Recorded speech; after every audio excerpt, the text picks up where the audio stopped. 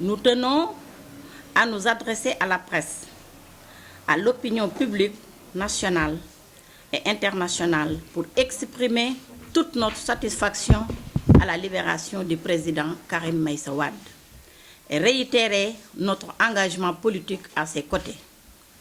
Nous lui manifestons à travers cette initiative notre fidélité, notre loyauté et notre ferme volonté et détermination à relever avec lui les défis présents et futurs. Nous tenons également à marquer notre adhésion et à exprimer toute notre satisfaction de l'option de Karim Wade à quitter le Sénégal, vu les conditions de sa libération. À travers cet acte, Karim vient une fois de plus nous administrer une leçon de dignité et de fidélité à ses convictions. On nous tue, mais on ne nous déshonore pas. Karim nous a donné encore une fois des motifs et motivations supplémentaires d'être fiers de son leadership. Aux militants, sympathisants, amis et karimistes de toujours, je voudrais vous dire que Karim est avec chacun de vous. Karim est dans le cœur des Sénégalais et il y restera.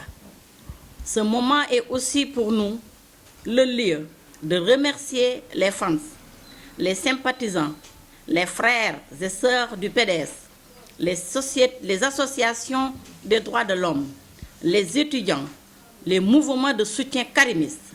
Vous avez été à la hauteur. Tous, nous avons vécu l'épreuve, nous avons subi l'arbitraire avec lui, nous l'avions accompagné dans nos cœurs, dans nos esprits, dans nos prières et dans nos actions de tous les jours. Nous comptons rester avec lui jusqu'à l'extinction du soleil. C'est aussi pour nous de comprendre que l'heure n'est plus aux paroles, discours et aux polémiques. Maintenant, lui jotna. Karim a donné le ton. Il a indiqué la voie à suivre. Travaillons dans nos maisons, nos quartiers, nos villages, nos communes et surtout sur l'international pour que le chemin que nous avons parcouru ensemble soit couronné de succès un certain jour, un certain soir de 2017 et un certain soir de 2019. Je ne voulais pas répondre aux paroles d'Idrissa Seck, mais on est tenu de le faire parce que moi, pour lui, Idrissa est une grenouille et il n'arrivera jamais à monter sur l'arbre.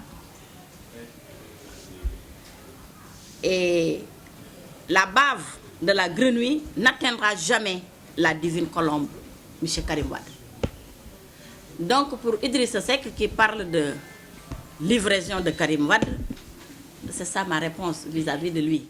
Les journalistes di nuyu toutes les invités di nuyu di jiital ci nuyu bi Serigne Assane Mbacké di ci teg son excellence monsieur l'ambassadeur Saër Gaye di ci teg monsieur le coordonnateur national des mouvements de soutien monsieur Valdiodio Diouf ak invité yi fi toog yépp.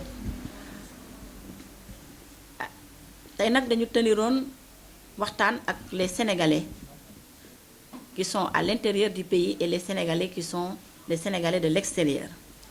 Ndax depuis la libération du président Karim Wade, il y a beaucoup de ay wax yu bari ñu ngi ciy jëpp te il fallait ñun ñi nga xamante ne dañuy yore ay mouvement de soutien dañu war a leeral suñu position ba ñu xam ne kenn mënuñoo wax loo xamante ne dina tax ñun suñu engagement ak suñu détermination vis-à-vis de Karim Wade ñu wàcc ko. Loolu moo waraloon tey ñu toog ne dañu war a tenir les amis et Amazone de Karim Wade ñu ne dañu war a toog tenir une conférence de presse pour waxtaan ak les Sénégalais. Waxtaan woowu nag libération bi dañ ci wax ndax libéré nañ ko ci conditions yoo xam ne ñëpp dégg nañ ko. Karim Wade l'a dit, vu de la libération, vu des conditions de ma libération, loolu war na tax kenn kuy jàppale Karim rek nga jóg taxaw wax ci, ndax lu ko may dañ naan ñun kat dañoo am lu ñu mer ndax wax yaay bari na alors que meruñu dara. moom su génnoon dem waxul ak ñun sax duñu mer, à plus forte raison que mu génn xamal ñu ne il est de tout cœur avec nous. di gërëm ñi nga xam ne dañoo àndoon ak moom ci xeex bi, xeex boo xamante ne nii nag daf ko xeex d'une manière, daf ko xeex ak dignité, daf ko xeex ak loyauté. àndoon ko ak ay nit, ay mouvement de soutien, àndoon ko ak ay ñoo xam ne yoruñu sax ay mouvement de soutien, waaye dañu jóg rek nekk ay sympathisants di jàppale le président Karim Wade. loolu bu ñu paree ba yàlla génneel ñu ko ci kattanam, duñu def lu dul taxaw santaat suñu borom, santaat ñi ci jàppoon ci xeex bi te xam ne c'était pas facile.